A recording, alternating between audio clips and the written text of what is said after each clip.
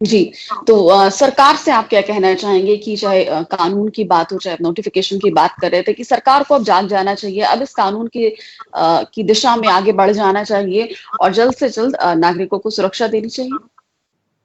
मुझे लगता है सरकार को कुछ ठोस कदम उठाने की ज़रूरत है। पहली बात, सरकार चौबीसों घंटे में एक रूल रेगुलेशंस ला सकती है, नोटिफ़िकेशन ला सकती है सेक्शन 87 इन्फॉर्मेशन टेक्नोलॉजी एक्ट में। इसमें सरकार को संसद जाने की ज़रूरत नहीं है। तो वो तो तुरंत लेकर आए ताकि उपभोक्ताओं का सुरक्षण हो। दूसरी बात, सरकार सेक्शन 79 के अंदर आईटी एक्ट के अंदर रूल्स ला सकती है, दिशा निर्देश दे सकती है इन सर्विस प्रोवाइडर्स को जो इंस्टेंट लोन ऐप्स दे रहे हैं कि वो क्या-क्या चीज़ करेंगे या क्या चीज़ नहीं करेंगे ताकि उपभोक्ताओं का शोषण ना हो सके। तीसरी बात, जब तक एक फुल टाइम रेगुलेटर नहीं आता तब तक सरकार आईटी एक्ट के अंदर ही नोटिफिकेशन ला सकती है, आरबीआई को नियुक्त कर सकती है, रिजर्व बैंक ऑफ इंडिया को एज एन इंटरिम रेगुलेटर, ताकि एटलीस्ट जब तक संसद नया रेगुलेटर लेकर आएगी तब तक आरबीआई इस तरह का जो लगातार गदर होता जा रहा है उसको रोकथाम करने में अपना योगदान दे सके। चौथी बात, आपको एक राष्ट्र होने के नाते, एक सरकार होने के नाते समझना पड़ेगा कि भारतवर्ष में ऐप्स को रेगुलेट करने के लिए एक पॉलिसी वैक्यूम आ चुका है। इस वैक्यूम को भरने की जरूरत है। इसलिए न केवल आप स्पष्ट तौर पर इंटरमीडियरीज के लिए स्पेसिफिक नए रूल्स लेकर आए, जो करंट आपकी लीगल स्टैंड है सेक्शन 79 आईटी एक्ट के तहत, उसको भी पुनः से आप परिभाषित करें, उसका संशोधन करें, नया कानून लेकर आए, इनको इफेक्टिवली विवश करें कि चाहे आप भारत में हो या ना हो, आप भारतीय कानून का पालन करेंगे। अगर आप ऐप्स प्रोवाइडर्स हैं या कोई प्रकार की ऐप रिलेटेड सेवाएं भारत में दे रहे हैं, और अल्टीमेटली लोगों में ज्यादा जागरूकता फैलाएं। कहीं ना कहीं prevention is always better than cure. जब तक आप लोगों को जागरूक बनाएंगे इन जंजालों के बारे में, इन चुनौतियों के बारे में, तब तक लोग लगातार इनमें फंसते जाएंगे।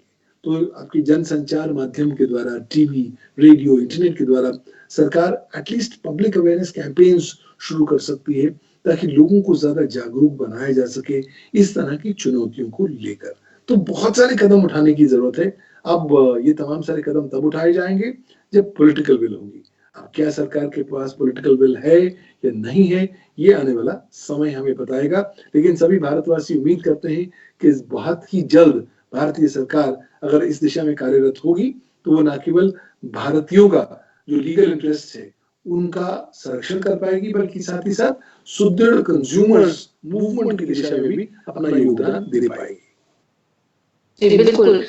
सरकार को अवेयरनेस कैंपेन चलाने चाहिए, नागरिकों तक ये बात पहुँचानी चाहिए कि किस तरह से जो ये साइबर क्रिमिनल्स हैं, वो किस तरह से उनको अपना शिकार बनाने के लिए नागरिकों को ढूँढ रहे हैं, उनको ट्रैप में फँसाने की कोशिश कर रहे हैं और सॉफ्ट टारगेट ढूँढ रहे हैं।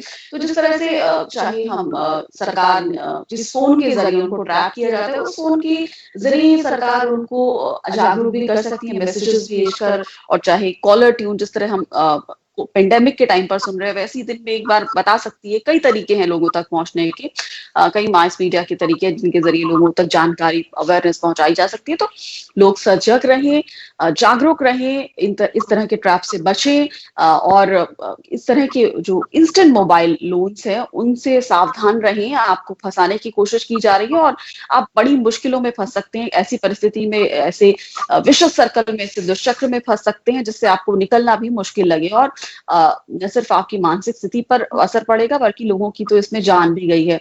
तो ऐसे में सावधान रहें जिस तरह की पवन दुग्गल जी ने कहा और सरकार को भी इस दिशा में सख्त कदम उठाने की जरूरत है और सरकार को भी जाग जाना चाहिए। अब नागरिकों के हित में एक सुदृढ़ मजबूत कानून लाना चाहिए ताकि एक ऐसी अथॉरिटी बनानी चाहिए कि लोगों को सुरक्षा दी जा सके इस तरह के क्रिमिनल्स की। शुक्रिया पवन दुग्गल जी इस कार्यक्रम का हिस्सा बनने के लिए और लगातार जिस तरह आप हमारे इस प्लेटफॉर्म के जरिए लोगों को जागरूक करते रहते हैं, बाकायदा चाहे फिशिंग की बात हो, चाहे साइबर क्रिमिनल्स